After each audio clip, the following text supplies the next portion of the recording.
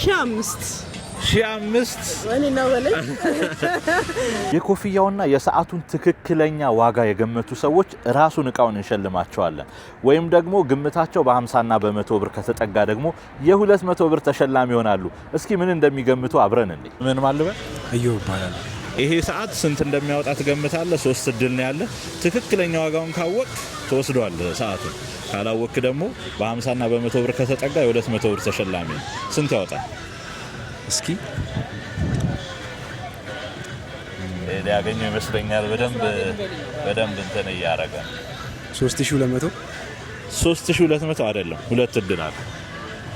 አቬሬጅ አሰጠኝ ወይስ ፍንጭ ምናምን የለውም? ግምት ላይ ጎበዝ ስለሆንክ አልሰጠህም። ወደታች ወይስ ወደታች? 2700 አንድ ይቀራል። አሁንም ወደታች ነው። አይ አላገኘውማ እንደሱ ማለት ነው። እሺ ወደታች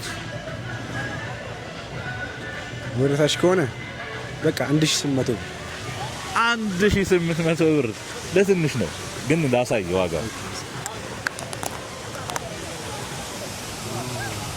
ትምሽን ማልበ መቅደስ በጣም ነው የምናመሰግነው። ስንት የሚሸጥ ይመስልሻል? 2500 ብር 2500 ብር። ሁለት እድል አለሽ። 1008 አንድ እድል አለሽ። የመጨረሻ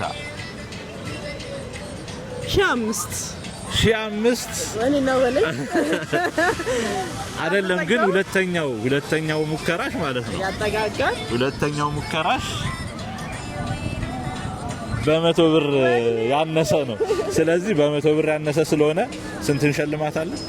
100 ብር እንዳትሉኝና ኮፍያው 200 ብር እንሸልማታለን በ100 ብር ስለተጠጋች።